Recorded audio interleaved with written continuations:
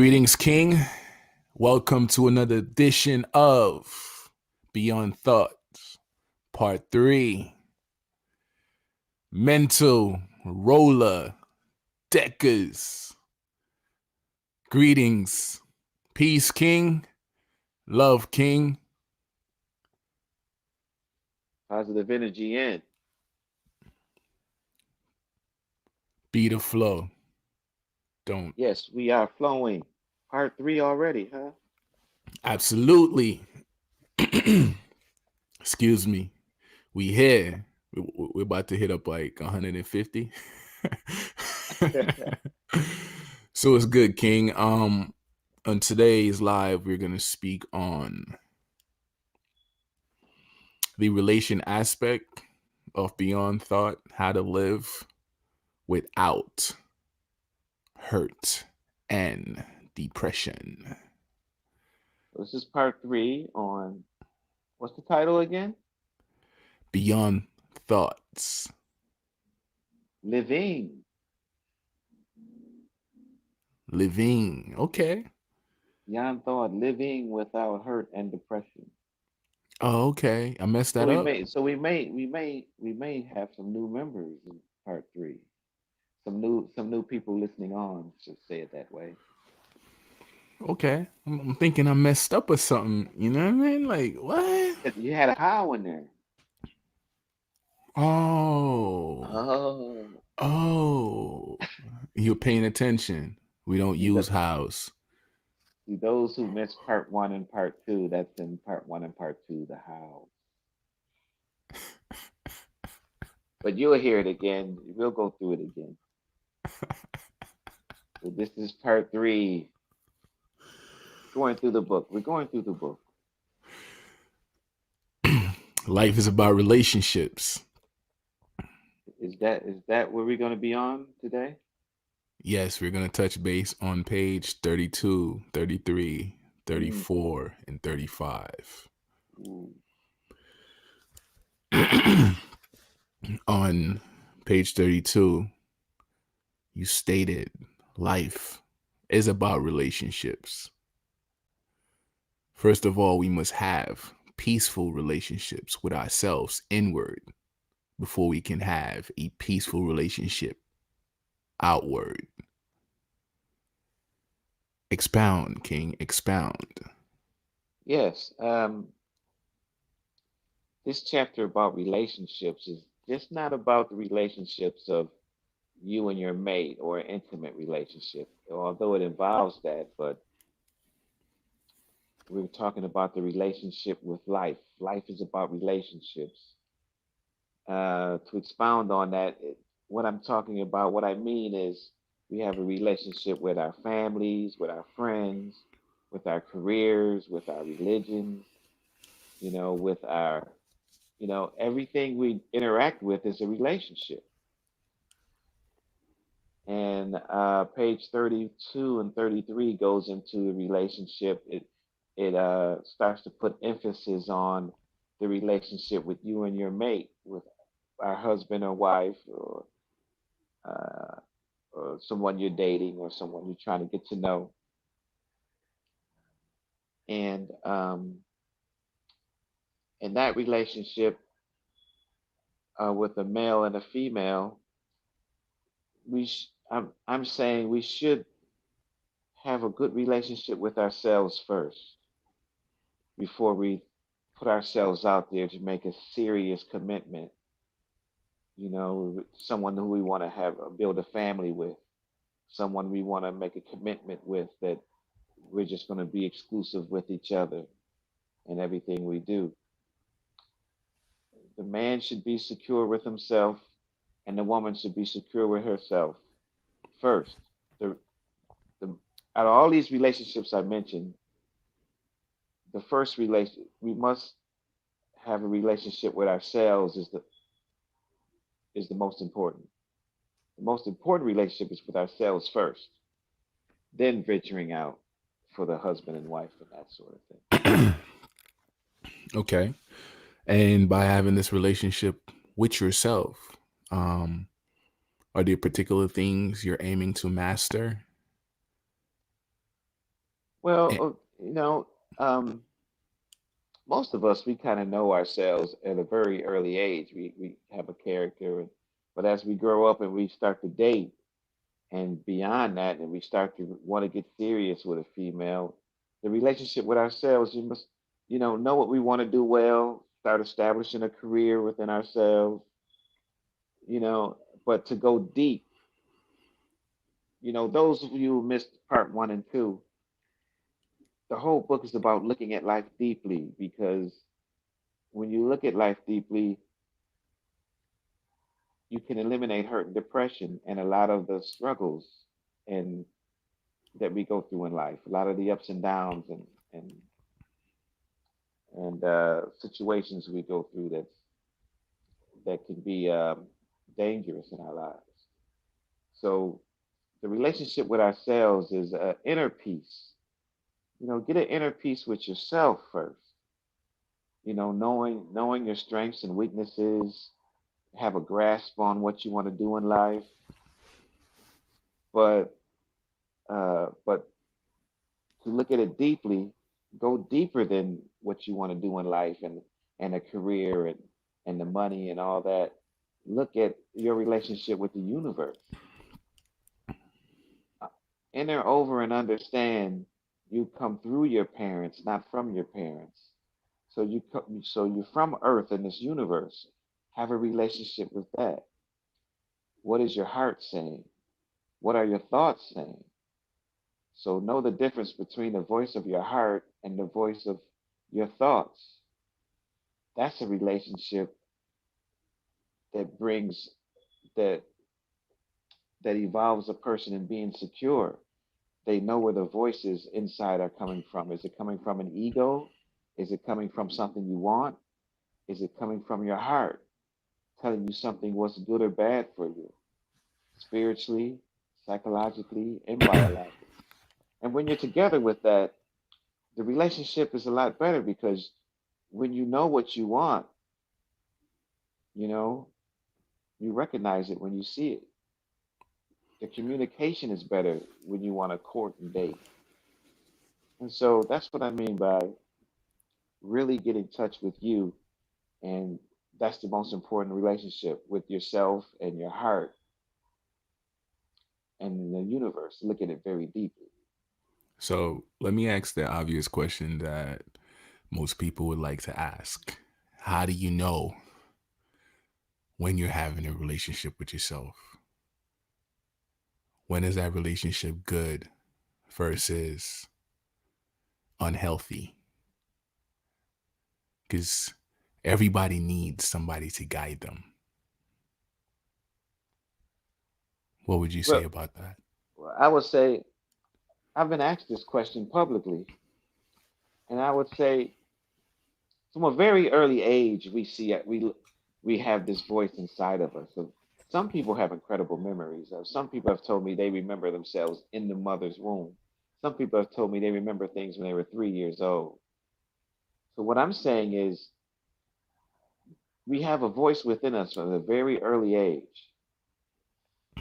But as you start to learn your language and learn your way around and around this planet and your environment, there's an inner voice that's always speaking, and that inner voice is your heart. Normally, the first voice that comes to you is your heart very early.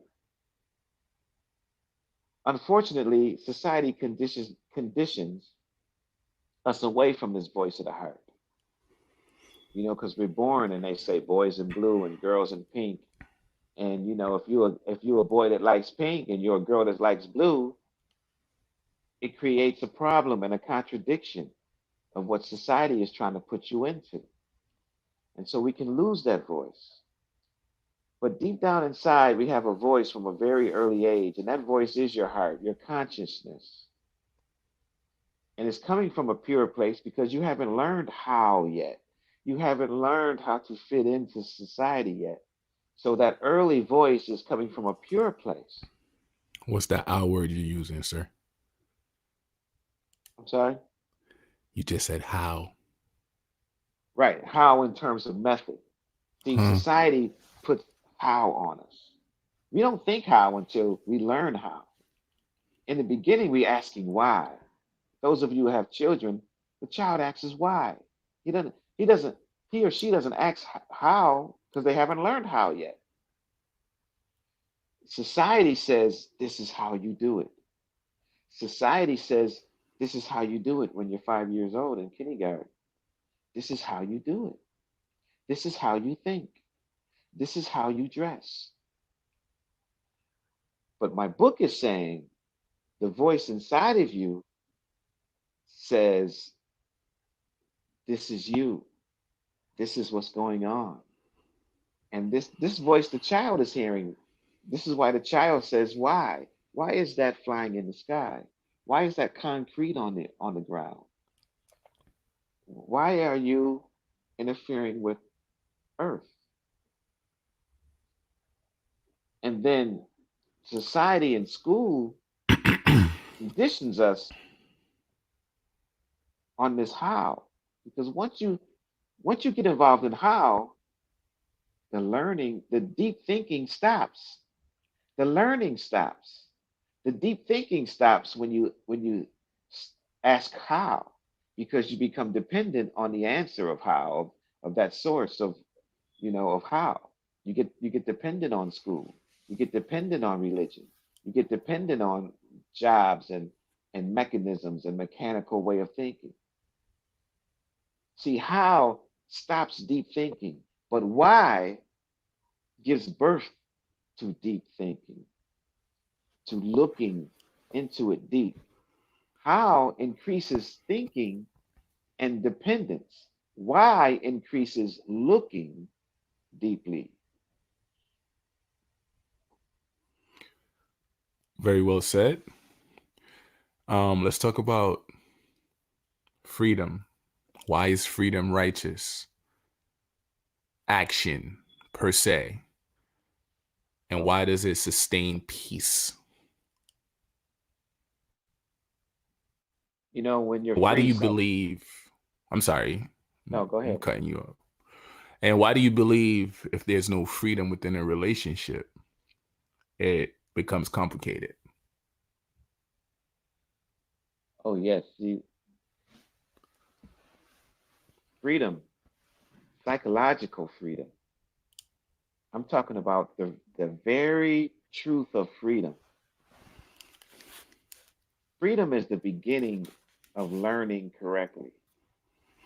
What does that mean? When you observe and you are giving and you are attending, you are correct attention, the mind must be free from anybody else's interpretation. It's like I say, I give example when I talk publicly. I say, you ever have someone come up to you and say, well, Curtis, or or Julia, don't trust Julia because Julia is like this. And so now they planted that seed in your head. Okay, then Julia comes up to you, and now you can't get to know Julia because now your perception of Julia has been managed. And then after you get to know Julia, you find out that the person that told you don't trust Julia was completely wrong because you seen for yourself that Julia is a good woman. So when we observe and learn, and when we're in relationships, we must be free to observe each other. It can't be according to what we read or what someone told us,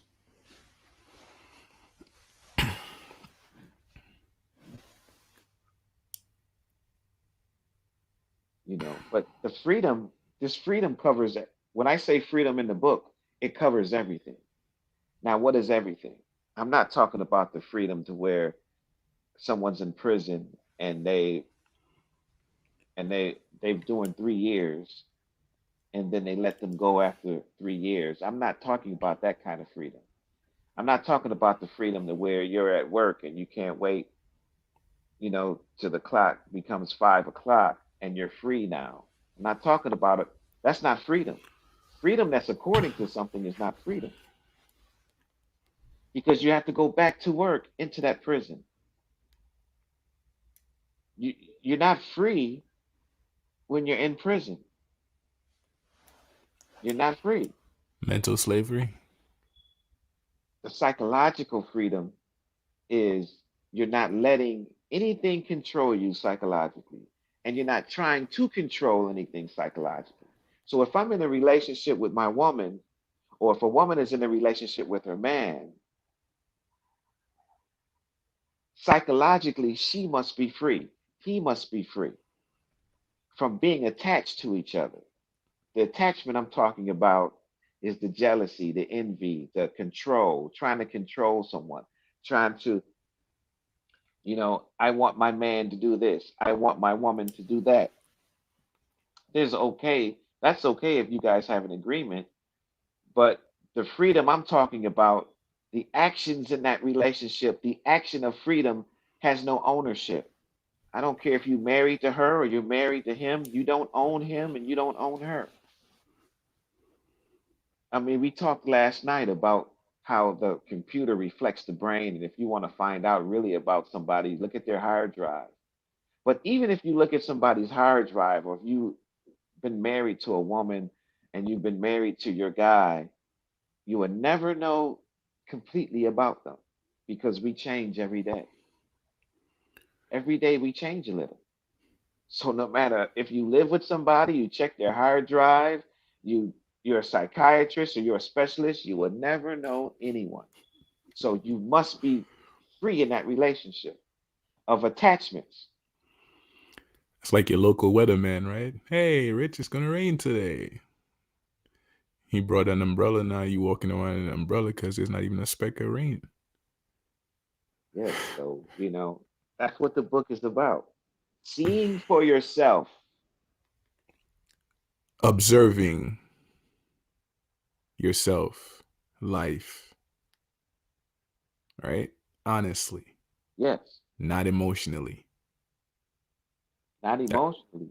No, that's your quote. no, because emotions can lie to you.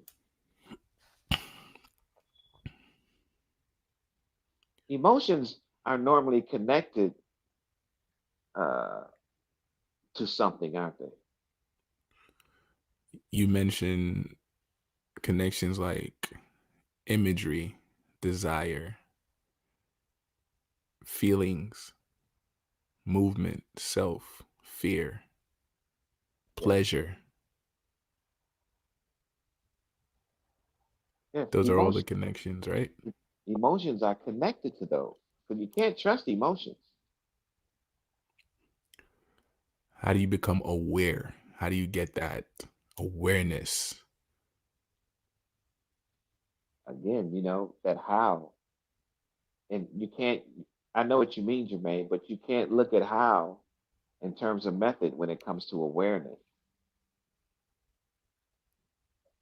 I mean, you used how correctly, Can you but read? Can you repeat that? when you ask how can you be aware, Mm-hmm. that how only applies to a path or a method. Okay. Now, that how is correct because I need to be aware of what's going on a job if I'm working with a machine. So I need a path for that. I need a how for that. But in terms of awareness itself or relationship or person or inner peace, there's no steps to that. Awareness is a matter of attention. It's a matter of attending, looking at me without an interpreter. That's why I looking at the whole picture. Now all So those that things help. so that how has nothing to do with pure common sense. No, as soon as you say how, common sense stops. Gotcha.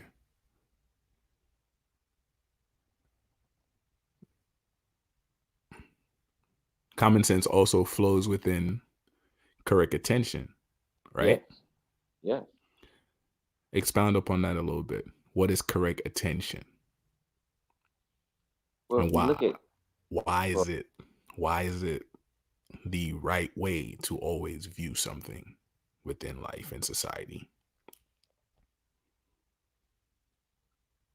Well, when somebody is attending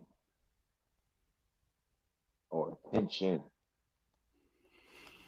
you go to let's say you go to a concert or you go to a play that your son or daughter is in. You're attending. You're looking at everything. You're enjoying the show. When you're giving correct attention, you're looking at the whole picture. You're looking at the whole room, not just the chair and the table and the door. You're looking at the entire room when you're giving correct attention. And you're letting the room tell you what's going on. It's like listening to a beautiful song that's new and you like this song. It's like this song has has grabbed your attention. You're not trying to interpret the song. You're taking everything in. You're letting the song tell you. Attention is letting what you're watching, observing, attending tell you what's going on. And there's common sense in that because you look at this word common sense. It's almost like meditation. It's a meditative act because your senses are involved. We all have a common sense of sight, hearing, smell, taste, touch. In the book, I've added spirit, heart, and soul and glands. We secrete. In none of that, there is thought. The book is called Beyond Thought. But in common sense, people think that thought controls that. But in sight, in smell, in touch, in taste, and hearing, spirit, heart, and soul, and your glands function without thought. But we apply thought to it. But if you're giving correct attention or in meditation, all those things are at work. All those things are hitting on all cylinders beyond thought. And common sense is there because all of your senses is there. As a human being, that's common to all of us. Sight, smell, taste, hearing, that's common to all of us. And there's a common sense of action. We all have a common sense to observe, to love, observe, learn, protect, and survive. That's the action of our common sense. Love is common to all mankind. Observation is common to us all. Learning common to us all. Protecting is common to us all. Survival is common to us all. what's your what's your definition of relationship? Well, that's what makes a relationship. Everybody it's kind of like love. Everybody has their own definition, right? But if I'm giving attention to a relationship, I'm not trying to define it. I'm letting the relationship tell me what the relationship is. That's how a lot of people in relationship with each other get in trouble. We define it and we want somebody to fit into our definition.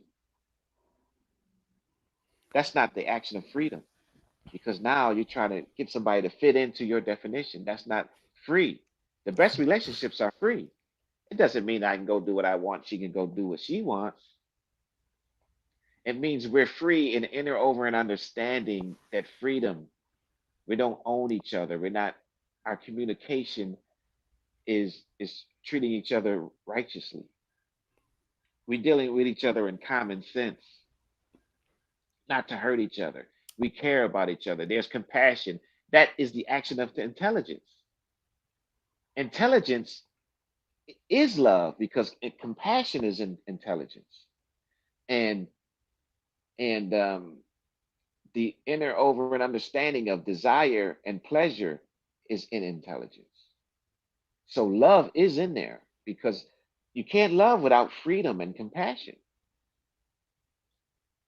So it's not the freedom that I do what I want, she does what she wants. It's the freedom of not being attached to pleasure and ownership and desires.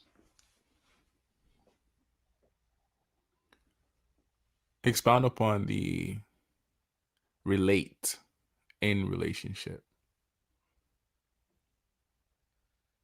Yeah, if somebody is dating, you're dating the girl that you really attracted to, and the girl is really attracted to you. So dating, how am I relating? I'm already relating because I'm a man and she's a woman, Mhm. and we are attracted to each other. We are fond of each other. So but in terms of going into this relationship of being together, how are we going to relate to have a longevity in this relationship? Through action. Through action. But what action? The action of communicating. Our communication must be relative. If I'm talking French and she's talking Swahili, there's no relation. A person asked me publicly, what is my relationship with what is my relationship with how can I establish a relationship with now what did they say? Some a relationship with money or something. I said, well, if you have no money, you have no relationship with money. If you have no woman, you have no relationship with a woman. But if I have a woman in front of me and we want to have a relationship, we must relate in communication, how we communicate and why we communicate.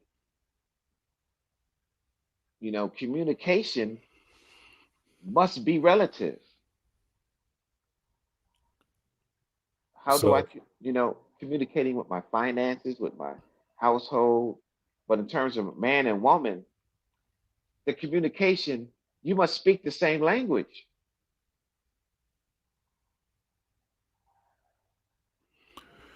so within these relationships, right? We utilize thoughts a lot. And in the book, thought is a controller, right? But And it responds from our memory, and the memory comes from knowledge, right? So thought tries to control you, even control all your relationship with knowledge. But you stated that knowledge is limited, right? yes, Given the fact that it's limited, it also has consequences. So explain to them more why these limitations hinders your growth and cause disorder. yeah, I mean, in a relationship between a man and a woman, uh, there's the divorce rate is high, and people are always arguing. I'm not saying this is all relationships, but a lot of most relationships that break up is relationships that's that's built on knowledge and words, and they'd be like, well, I know you was going to do that because I know you. See, the word know comes from knowledge. In arguments, you always say, I know you, I know you. Every day we change a little. That's why I say you can look at her purse and you want to beat her up and argue, and she looks in his wallet and she wants to beat him up and argue. And it could have been something that he forgot about that was there for months ago or years ago. That's why communication must be is the first thing that must be relative. If the communication starts with swearing at each other, that's not a relationship. It is a relationship, but it's a conflictual, it's a toxic relationship. So knowing this, how do you gain clarity though? How? Yeah, I use that word again. What is the action of clarity? What is the action of clarity is freedom. Okay. Is, you know, and okay, if my relationship should be free and and clear, where there's both occupy the same space, love, well, all these occupy the same space: love, truth, freedom, peace, clarity. All of that is the action of righteousness. Now, I'm not talking about religion or the Bible or the Quran or what a Jewish rabbi says. I'm talking about the actions of common sense. We all want to be loved. We can say what we want to. There's no such thing as an innocent person. We're all guilty of something. So I'm not, my book is not about the must and must nots and listen to me and I'm right and you're wrong. My book is about saying, look at this. We're all guilty of something, but we all have a common bond called common sense. My book is about if you grasp and enter and over and understand this common sense, you'll find what's wrong with what the Jewish rabbi is saying. You will see what's wrong with what the Bible is saying.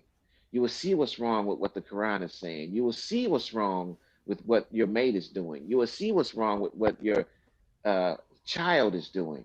You will see what's wrong in what I am saying. You will see what's wrong in what you're thinking because common sense is the common bond of us living together. But we deal with all these complications, with all these labels, with all these identities. I'm the Jew. I'm Jewish. I'm black. I'm Italian. I'm Christian. I'm Buddha. I'm Jehovah Witness. What about common sense?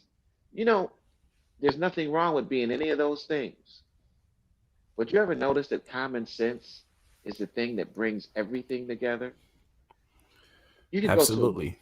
you can go to, when you go to a great concert or a great football game or a great arena. That's the common sense that brings everybody together. Hey, Ma. Thanks for watching.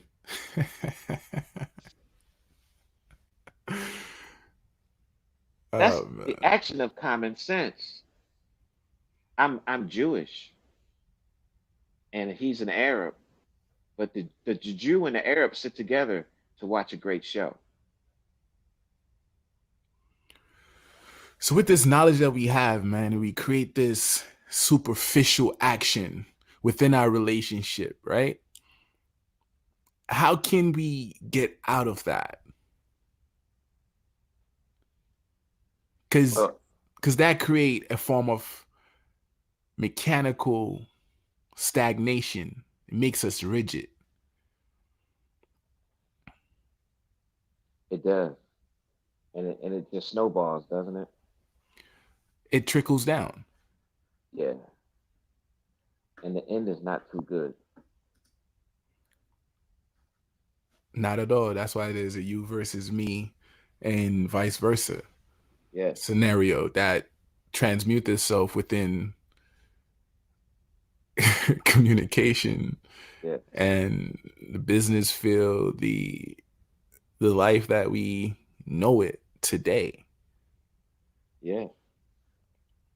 you know. So to answer your question, when you date or you're courting or you're learning to get to know each other, what is learning? It's not how do I learn. It's not the way to learn. It's what is the action of learning. See, in the beginning, if the attention is correct, you won't run into a superficial problem. I'm not saying that superficial problems don't pop up, but if it does, it's handled correctly. When you begin a relationship correctly, which means correct attention, with common sense, not according to what the Bible says, not according. See, you have to get according to out of the way. You got to get how, because all these books tell you how. My book is not saying how. My book is saying, look, what's good for Jermaine might not be good for Rich. What's good for the Indian might not be what's good for the Asian. But look for yourself. With that All the looking, with that looking, you also create inner peace, right? Because that's another thing that's touched on within the book, that inner peace. And once you find that inner peace, it's very difficult for anything to rupture that peace, yes, because you flow within that peace, and you elevate every single day within that peace. You know, some people may say you're numb, and I look at it as balance. of course. You know, because it goes back to how they're looking at you or what they believe within themselves, which It's how you should be, why you should be acting the way you should be acting. yeah. If someone's looking at you according to a how, they will never see you.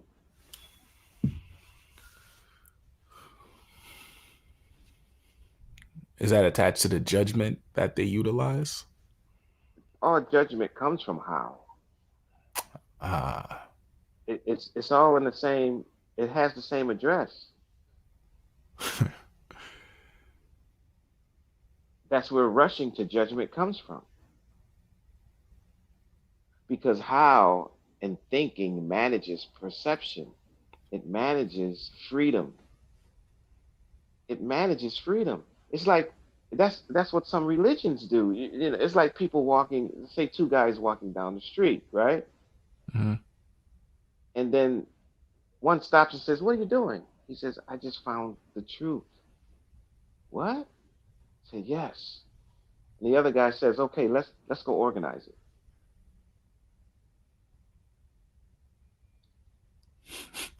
Let's go organize it. Or I just found the sun. I just discovered the sun. Oh, that thing up there, yes. Okay, let's show people how to look at it. But you can't show someone else how to look at it. They have to look at it within their truth and their sight, Yes, because but that's true. they won't grasp it the way you grasp it. Just like Right. just like a few minutes ago, you said what works for Jermaine don't work for Rich and the Chinese and so on and so forth. So before we can look at anybody else and give them that power over over us, over ourselves, we have to flow within that love of ourselves first. Yes. Along with that person, they have to flow within their own love, and together you come and you make it whole. You know, we tend to look at things in fragments, and that causes complications. Yes. Why?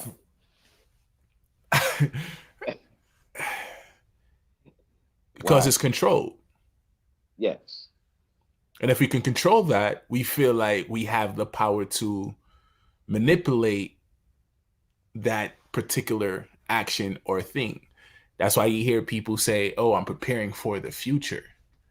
How you prepare for the future, you don't know what it means when you're living in the present. You're living in now, but you're preparing for something that you have no data upon how it's going to look. You don't know if the sun is going to shine, it's going to rain, or whatever. You don't control that. We aim to control things we cannot control. We don't Yes. even we don't even control our bladders. I dare you to want Yes. to go pee and not go pee and see what happens. Yes. Or plan to pee. Plan to urinate. Okay. Tomorrow I'm going to wake up, I'm going to go to the market, and I got to go to the bank, and then I have to go straighten out my other schedule, and then at 1 o'clock I'm going to urinate, and then I'm going to go back to. You can't plan that like that because the body is connected to the heart and the universe and the flow of common sense with existing. But that's what these books and religions do. They show you how to look at God. They create a middleman. They create a system, a method, a path. There's no path to the truth.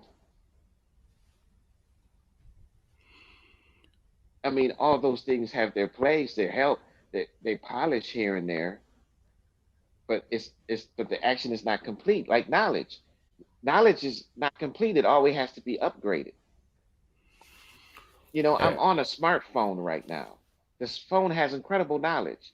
Incredible knowledge invented this cell phone, but they always have to be upgraded because knowledge is never complete, nor satisfied. That's why if your relationship is based on knowledge, you will never be satisfied in that relationship. isn't that how society keep us though? You might have the 2020 car today, and tomorrow the 2021 come out with a minor upgrade. You be like, oh, I want that. Yeah. But you still owe like 30 racks on the one you own now, and the other one is going, you're going to apply that 30 racks to this one that costs 40. So now you got 70 grand on something that doesn't value that much, And just you see because you wanted that incremental upgrade. and you see how it complicates and then you have to deal with the complication. Exactly. This is the foundation of hurt and depression. That's why the book is called Beyond Thought, Living Without Hurt and Depression. And I go through the book deeply on not to deal with complications. Therefore, don't deal with anything that causes complication, that takes you away from common sense.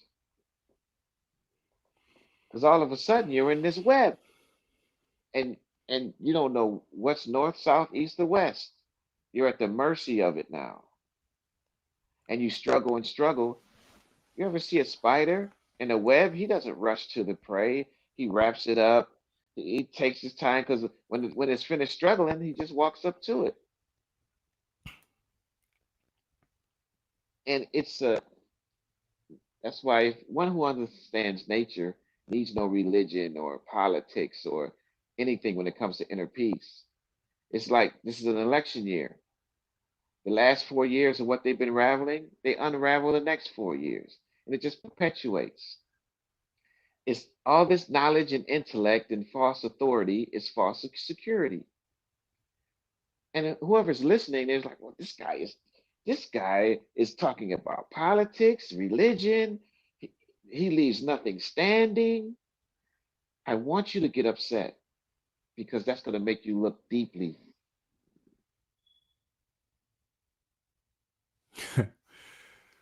Correct attention.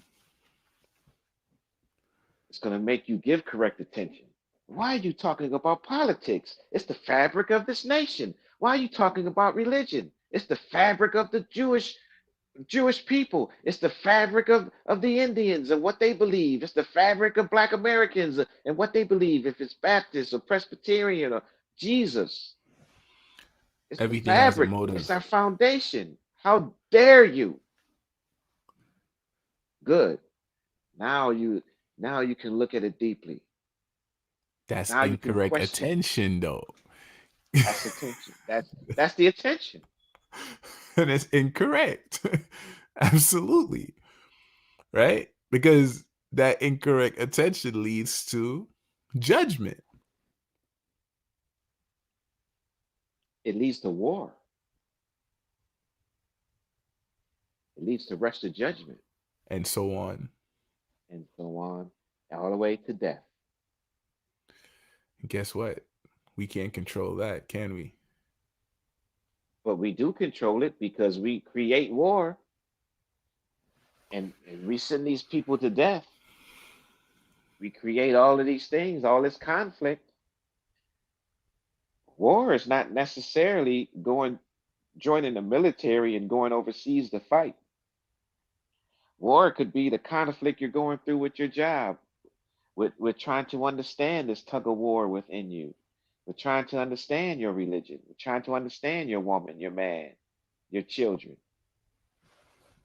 Society is sick because society is full of war all day long, full of all this incomplete activity, all of this activity and no action, just activity. It's just activity and activity and activity that doesn't solve anything. It just keeps everybody in everybody else's way.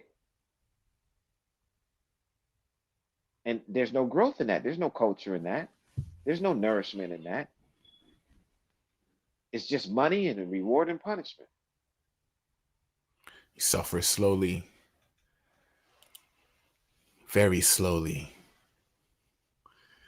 Next month is going to be with the bills. Following that might be your trip to the dentist. Following that might be your back. Following that might be your bladder.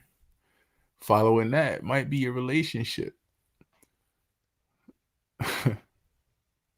So you see how all these paths lead to, it's filled with conflict and despair and struggle and sorrow, and it just leads to, and then you die.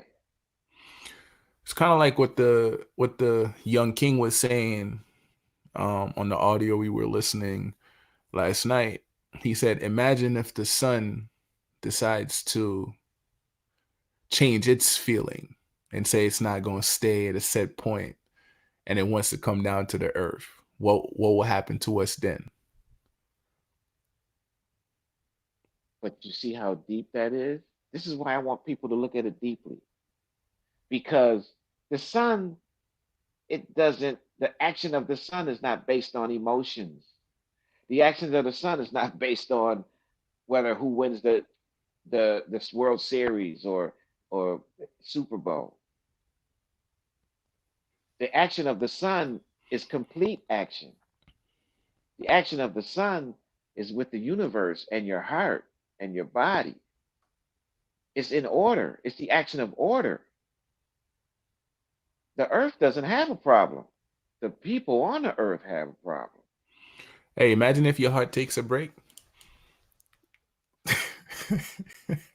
That's why the heart continues to beat. Imagine if that power plant shuts down. And you notice people have heart disease because they're so emotionally involved with something. They let something affect them so emotionally, it gives them a bad heart. Yeah, everything else around them versus everything inside of them. Yeah. That's why your heart is very important. We started this conversation with the voice of the heart. That's the most important voice because that heart, not the physical heart, which I hope your physical heart is healthy, but the reason why we call the physical heart the heart is because it's the life of the body, the physical body. But there's a spiritual heart that's the life of your spirit, that which is the energy and electricity. That's why I greet myself as positive energy, because positive energy is what keeps the heart beating. The heart is beating even when you're resting. The heart is always beating because that is the life of you physically, health, physical health wise. The heart, the physical heart is the health of your biology. The spiritual heart is the health of your spirituality. This is why if a person's heart is in the wrong place, they're in the wrong place. If you have a sneaky heart, you can grab religion. You're just going to be a sneaky religious person. If you got a sneaky heart, you can grab education. You're just going to be a sneaky educated person. So, in a relationship with a man and a woman, find out where their heart is.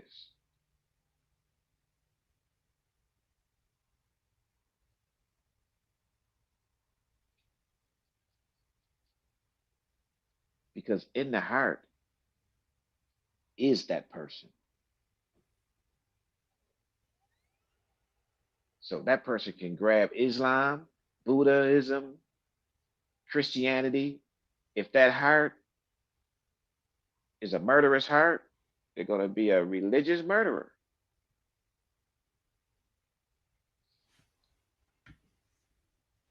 This is the action of common sense.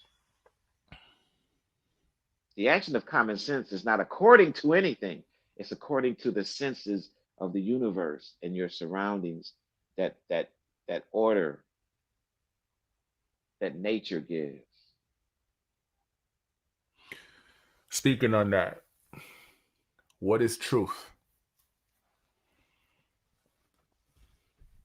Well, we say truth occupies the same space as freedom, right? You hear that the truth shall set you free. Free from what? Free from all the incorrect attention, free from all the false authority, free from all the rushing to judgment, free from all the attachments. This is the action of meditation. Truth is not according to Rich Lamar. Truth is not according to any what anybody says or thinks.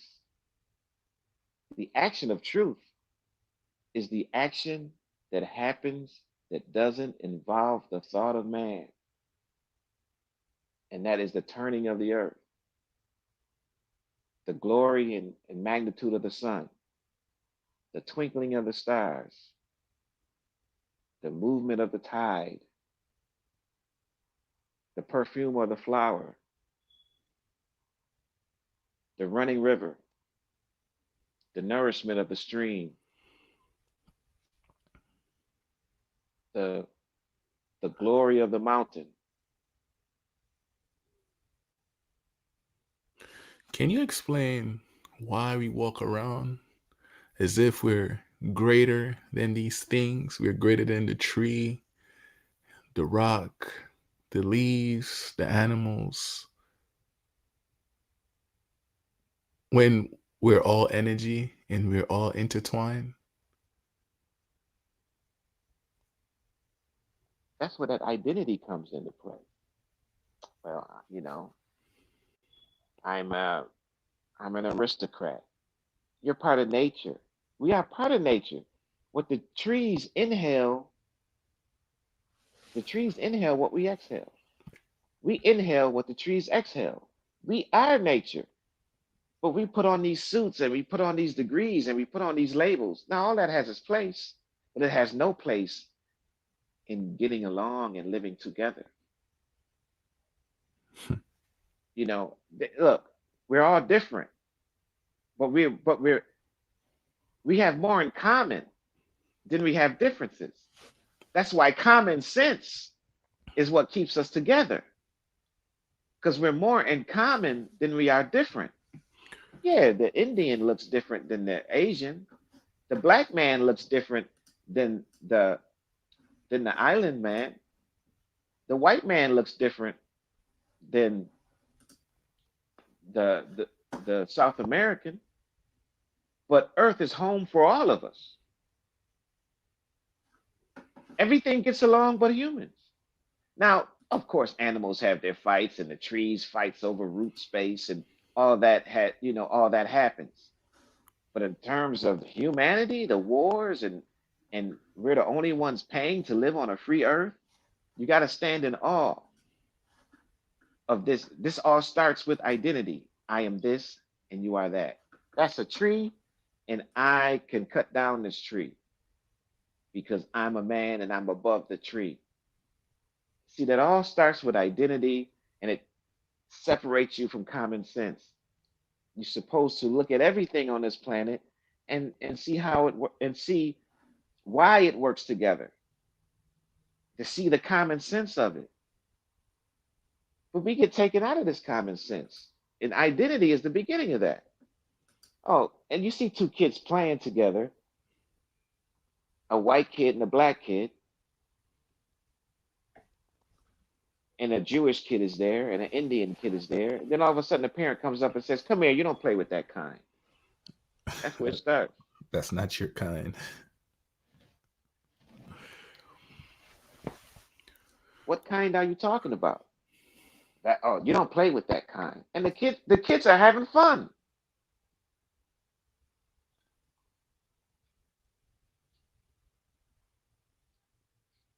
But that's what the book is about. This is what our platform is about, Jermaine. Our platform is we talk about the things that make people cringe in a chair, that make people say, how dare they? Because this is going to make you look deeply, right? I want you to cringe. I want you to bite your teeth. I need you to explain this to them. Some would say, or they would say, or the programmers would say, money is the root of all evil, right? But on the other hand, Rich Lamar stated self interest is the root of all evil. Explain that. Mm. We know this money thing is a beast. That It's goes energy without too. saying. It goes without saying that money is a beast, right? That's what they say. That's what they say. Yeah. But we see what we see, what this money does. This money will make a beautiful woman sell her body. This money will make a strong man weak. This money will make people do put a price on everything. This money is what takes us away from common sense.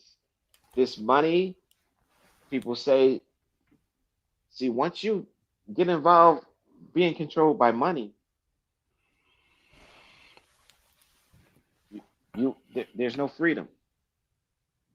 So I can see why people say money is the root of all evil. And the Bible even says that.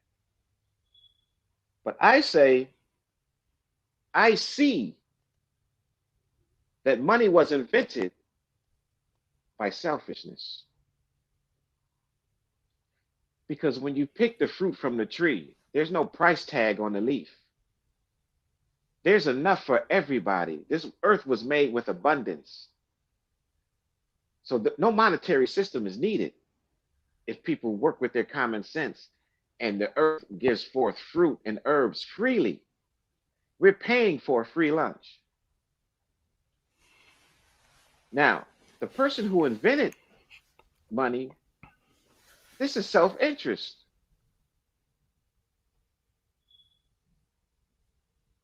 When you borrow money from a bank, there's interest. If I borrow money from my friend, if I borrow $20 from my friend, I give him back $20. But this interest that the banks or people create, that comes from self-interest, that comes from selfishness. So selfishness is the root of all evil because selfishness invents money. Selfishness invents interest. Selfishness destroys all relationships.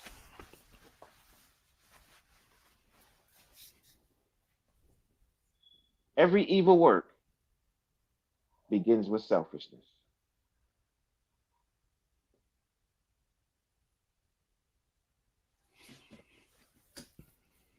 It's just money is self-interest best friend.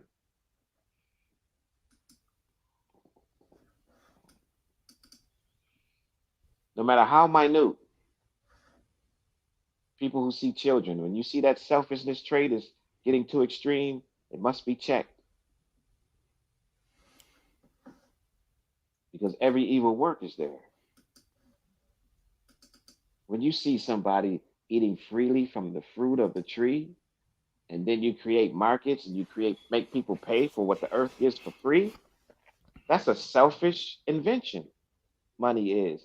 Yes, money is great. Oh, the commerce and economy. We've been conditioned to worship this money. You talk about a God.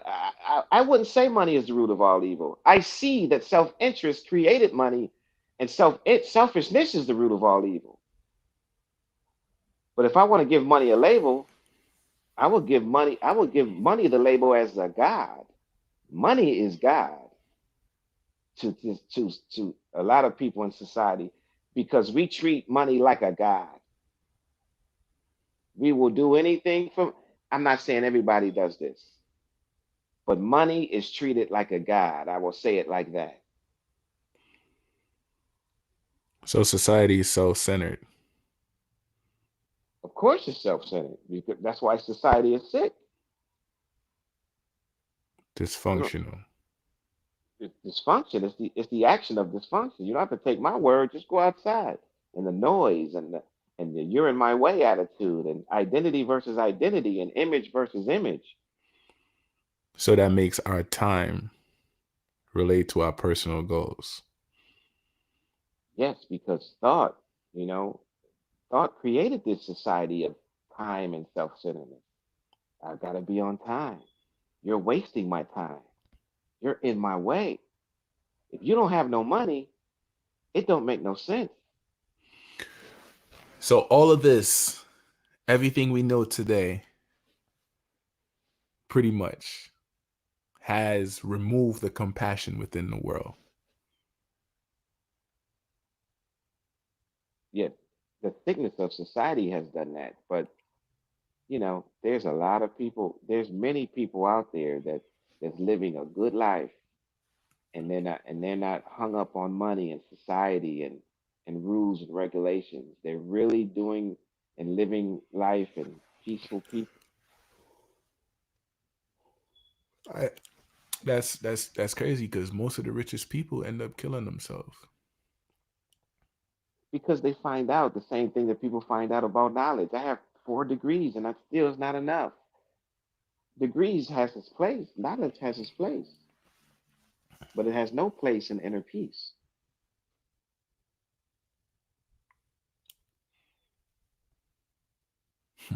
This is why a wealthy billionaire will commit suicide because money has its place, knowledge has its place, but when it comes to inner peace, this is why my book is called Beyond Thought: Living Without Hurt and Depression, because hurt doesn't discriminate. The street beggar is hurt, feels pain just like the billionaire on a private jet. The beggar on the street would run in front of a car to end his hurt. The billionaire would jump out of his private jet.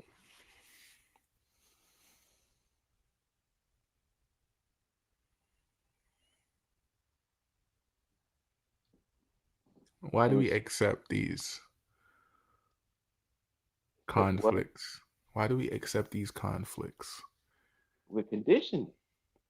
You know, at 4 years old, 5 years old, 6 years old, that's we start the school thing, which is not a bad thing.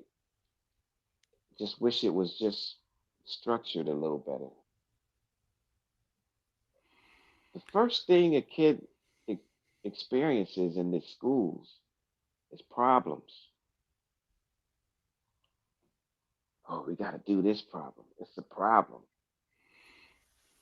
Oh, you have to do this on time. You have to get this. Oh, so and so made a better grade than you. We deal with these problems, mathematical problems, and then it gets embedded in our DNA that problems is a part of it must be a part of life. But you can show the child that life is about solutions, not problems. But we're conditioned to think that conflict and problems is okay.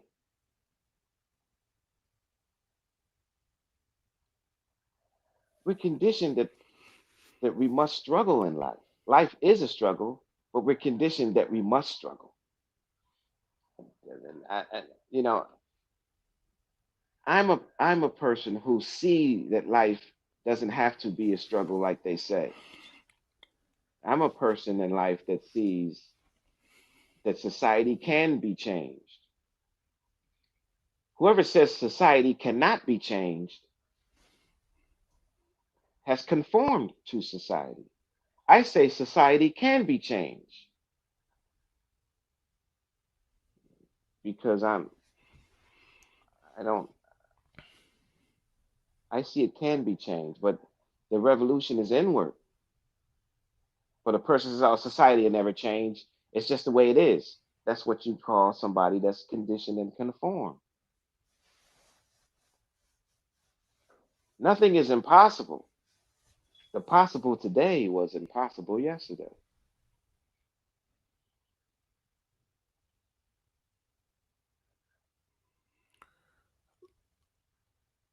You you also stated that love is immeasurable. Those are your words. Oh, wait, say that again. I couldn't hear you. You also explained that love is immeasurable. Oh, oh yeah. I mean, Explain that to someone that don't believe the same thing. well, I say love is beyond thought. Now, what does that mean? Thought measures. Wherever you measure something, thought and analysis and knowledge is involved. That's fine. That's all fine for something mechanical. But love is free and flexible. Love occupies the same space as freedom and truth and inner peace. So it has to be immeasurable. It can't be mechanical because it's flexible. It's always new every dawn. Every dawn we change a little. Every dawn that love increases is something new. We don't look at love as being something new. We're conditioned to look at love as a remembrance. That's why we have Valentine's Day and anniversaries. Love is always new, moving forward. Enlightenment is always moving forward. It's positive energy. It's Hey never man, static. stop disrespecting the people's Valentine's Day, man. That's the only time out of the year somebody loves them. See, It's my one time of the year to get love. I thought love was every single day. I thought it never stops. It's continued. But you what do can't I put know? you can't, they put love on a schedule. They organize love. They put love on a menu. The menu is not the meal. Mother's Day too. You're But not a mother every day. You're not a father every day. You get a special time every year for those specific days. and they do it with joy. Hey, come to this festival. You're gonna be joyful. Come to this festival. I got nothing against holidays. I got nothing against events. But you can't put a schedule on joy and and love because it's flexible, it's free, it's never static. You can't say February 14th, I'm gonna be in love. Free for who, Rich? Because it earns for them. Well, they're mechanical people. Love is not mechanical. Love is not static. Love is not a remembrance. Do you really think they're mechanical, or they just play this part and go home every day and kiss and love their wife and their husband? Whenever you're playing a part, it's mechanical. Can't get away with it, can they? No, that's why the best actors, they make it seem like it's not a script. You have these great actors that say these great things. They didn't write what they said, but they're so free and flexible with it.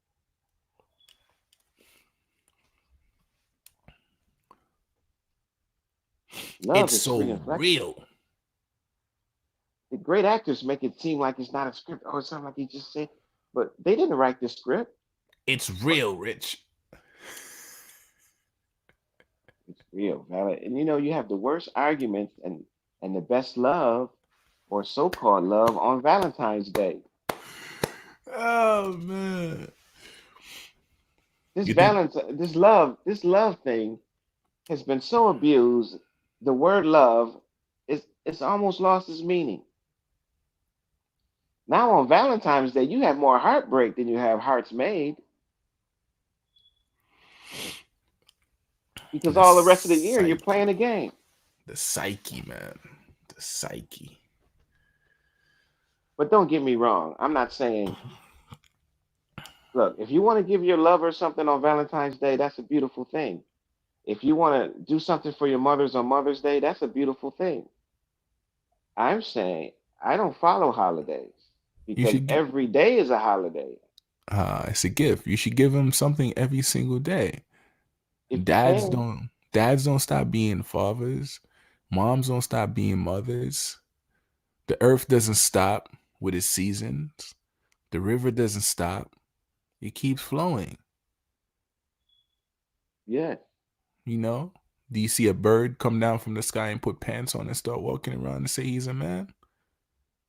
No, it's a yes, bird. You're not knocking with your vices, but look at it deeply. Deep dive. deep dive. Go to the abyss with it if you have to, because because why are we talking like this? It's because living like this, there's no hurt and depression in it. There's no conflict in it. There's freedom, psychological freedom. There's common sense in it. Common sense is the simplicity of life I can hear that some of them. takes I, away complication. I can hear some of them saying right now. That's not what my reality says. Your reality was invented by all of these must and must nots. Your reality was invented by all of these conditioning and rules and regulations. You the one chose to follow politics and leaders and all these religions, and they have their place in the path of society, but society is sick. How you gonna say Society that is people confused how you gonna say that people in reality is scripted, Rich? because society says it.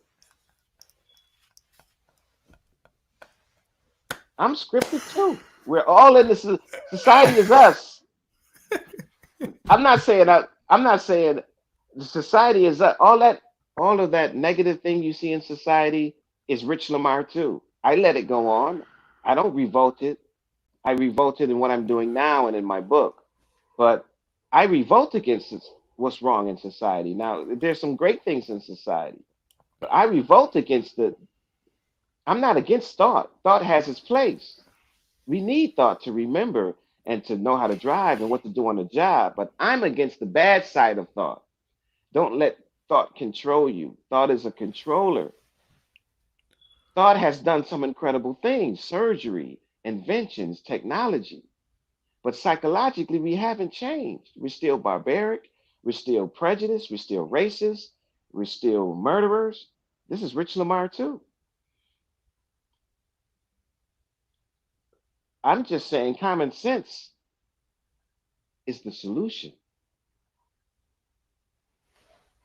Hey, I didn't start the fire. I just have the gasoline right next to my foot. Right. I just have my own army, right? Yeah, that's not my lighter. I didn't press the button. The missile didn't that wasn't my missile. It just says USA on it. Yeah. Don't, people that listening, all this stuff that I'm saying that's wrong is my fault, too. Sounds like security to me. Let's In talk my about book, danger. danger. Yes, danger. What are the Mm. warnings? Does danger come with warning signs? Or flip it back. Let's talk about signs. Mm. With signs come what? Uh, with signs come identification in terms of, someone who's in touch with nature, they smell the wind, they see the clouds change. All these are signs that rain is coming. They smell the perspiration in the wind. They see the birds fly to nest. You know, if you watch the birds and butterflies tell you what the weather is going to be. And you watch these, you watch the even cats, and you know they say that cats will tell you when an earthquake is coming. You see certain animals start to take shelter. Something is happening. Those are signs. Something's about to go down. But if you're in your car and your Jeep and you're bumping your music and you say, get the hell out of my way, you're cutting me off, and how could, what signs are you gonna see? You're not even paying attention to the road signs. How are you gonna pay attention to real life? How are you gonna look at anything deeply when you're just concerned about your own belly? These signs, nothing ever happened. The earth is so beautiful and so giving. Nothing happens without a sign, without a warning sign. No danger happens without a warning sign. But you have to be in touch.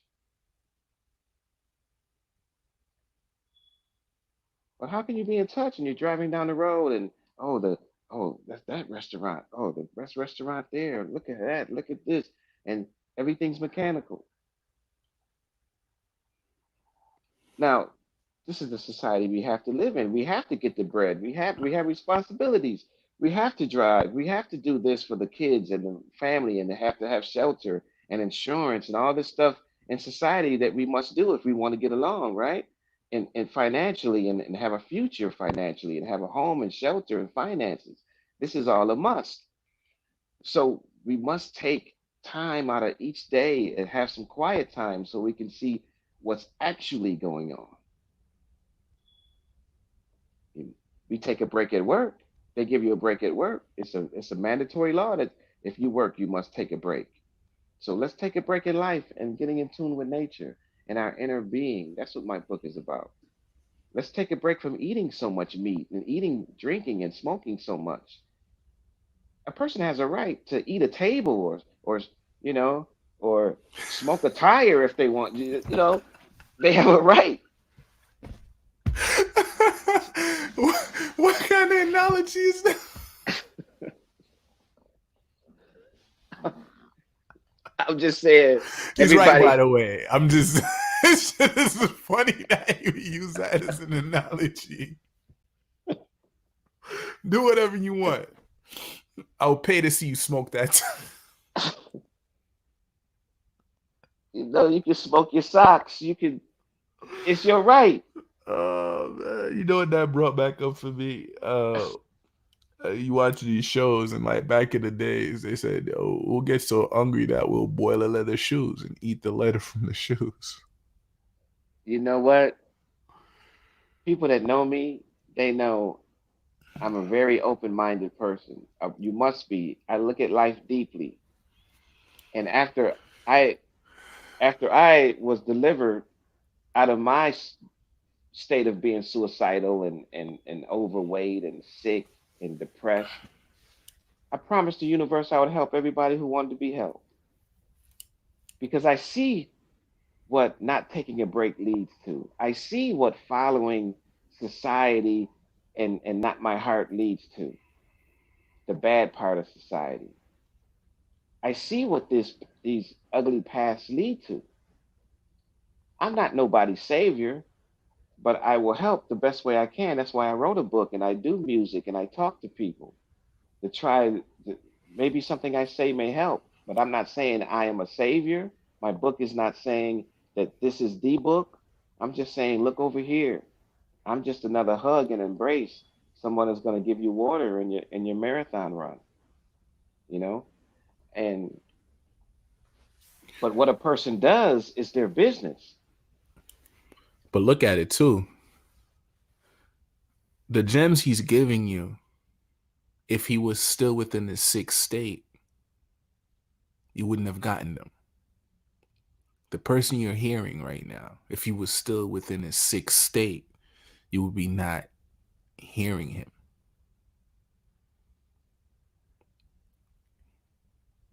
He healed himself. He's no longer attached to anything. And that's the same peace I absorb. That's the same peace everyone should absorb because it keeps you free. Being chaotic keeps you up at night, gives you anxieties, it makes you sick. Gossiping makes you sick. So, what is your body telling you? So, look at the signs. There's a warning, and failure to heed that warning leads to a complicated death. And that's the word, Jermaine. And I want people to listen to me closely. Those of you who are interested, this word debt is part of the foundation of all of our problems. Now, debt doesn't just mean financial. Being in debt to somebody, wanting somebody to love you, being in debt to wanting something, being in debt. Now, financial debt is a terrible thing also. This money causes debt. This thing, debt, this word debt is part of our, I say, the killer D's, the debt, the depression, the degradation, the devil, the demons, the disparity, discouragement, the killer Destruction. destruction, danger, the killer D's. This debt is a common denominator. And if I can soothe anybody's heart, the action of living without debt is the beginning of freedom and no more sorrow and intelligence. Live debt free. It costs to be poor. And I'm not just talking about financially, health, spirituality, psychic. I Look at it want you from to all angles. look at it from all angles, is looking at it deeply. I want you to, this is why I mentioned politics and religion and Jews and Indians and black people and white people, Europeans, South Americans. We're all in this together. Earth is home for all of us. I want you to look at it deeply. The Jew is different than the Arab. The Arab is different than the Indian for all good reasons. We're different because we're built to work together. Where the Jew is weak, I am strong. Where the Arab is weak, I'm strong. Where I'm weak, the Indian is strong. And vice versa. We all have things where we're weak. We're here to work together. Now, there's a reason why a black man is a black man and a Jew is a Jew. Everybody has a right to be with their kind. That's your right. But you don't have a right to kill anybody over it. You don't have a right to say, I'm better than you.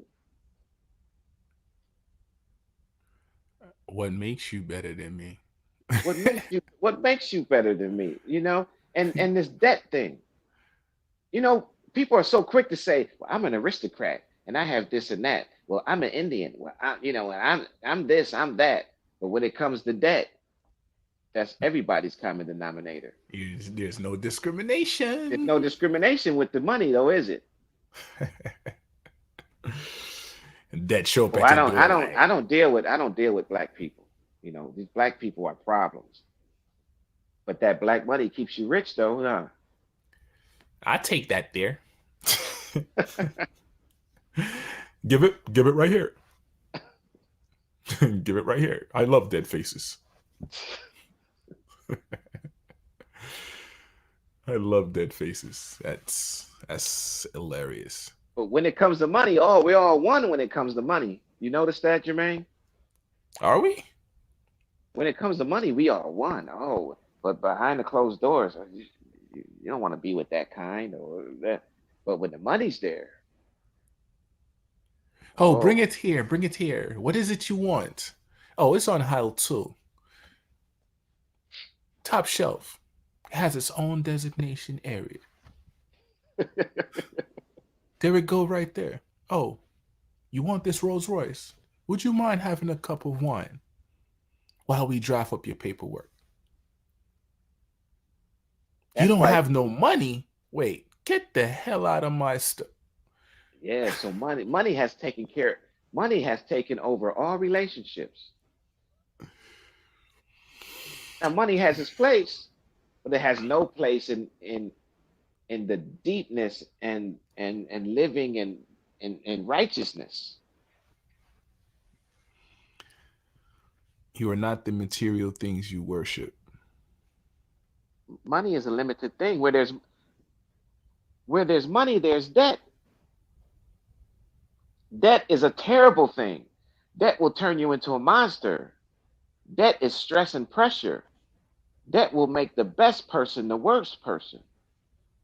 Where there's money, there is debt. That's a fact.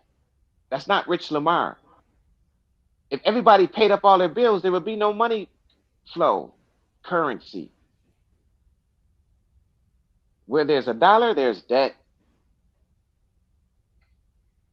I just want to express that fact. I'm not saying that in the society money is needed, but one must understand that money is debt.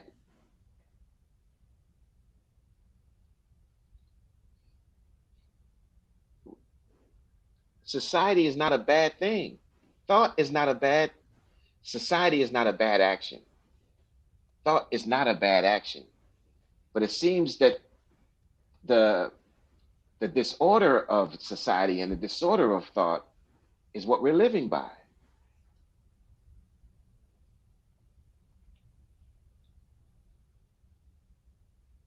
The disorder of money is what we're living by. The greed. Nothing wrong with money, but the greed. Money's energy, man. Money's energy. You got to look deeply and see the place of beyond thought. Why am I saying beyond thought? Like thought isn't important. Thought is important. Thought has done incredible things. Without thought, we wouldn't be able to talk on a cell phone, computer, fly a plane, Do this uh, live. do surgery, do this live. Thought is a beautiful thing as long as it's in its place. But when thought is out of place, it's depression, it's dysfunction, it's the action of dysfunction, it's the action of depression, it's the action of rushing to judgment. That's why the book is called Beyond Thought, Living Without Hurt and Depression. Because looking deeply is beyond thought. Thought has its place, but when thought is out of place, Love is a beautiful thing when it's not being controlled. When exactly. when there's no condition, life is a beautiful thing. Play by the rules of the universe versus your supervisors, the corporation you work for, the vehicle you drive. Because at the end of the day, debt don't give a shit about none of that. When it's your time, it's your time. You can't go back and reason with it like, hey, here's 100,000. Grant me more time. You know What you happened to the time you had? you mentioned that word danger earlier, right? Uh-huh. What is danger? Danger is debt. Debt is danger. Debt is a big sign. Debt is danger. DEBT. Debt is dangerous.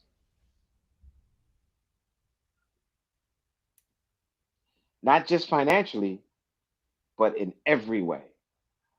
To be indebted to someone, that is the action of slavery.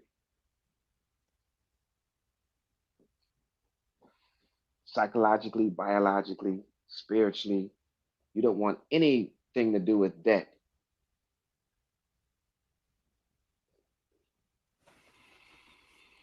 And with that, we conclude part 3 of beyond thought, living without hurt and depression. Yes. For more Positive energy, yeah. information, What's that? in, for more information, inbox me at King Jermaine. Don't forget to send me a friend request. Rich, like always, forward your information for those that don't have it, that would like to have it. How can they Yes, get the book? How can they get the book? yes. There's a method to getting this book. So, yes, you can Google Beyond Thought by Rich Lamar, Richlamar, and it'll take you to Amazon to purchase the book. It's a $20 book. But if you email me at richlamar18 at Yahoo, Richlamar 18, that is 1 8, at yahoo.com, the book is $10. I will email it to you, and you can read it on your computer or cell phone. Uh, that email is Rich Lamar, Richlamar 18 at Yahoo. And yes, you can get the book that way. And yes, I appreciate all who's listening. And I must say, it's not a book of direction or attacking religion. It's a book of that wants you to look deeply, because deep inside of you, you are unique yet universal. Deep inside of you is the supreme, is the holy immeasurable, is what people call God in you. Look deep, because in that is all solutions. And yes, and please join us for part 4 coming up. And on my see you later, I say positive energy out.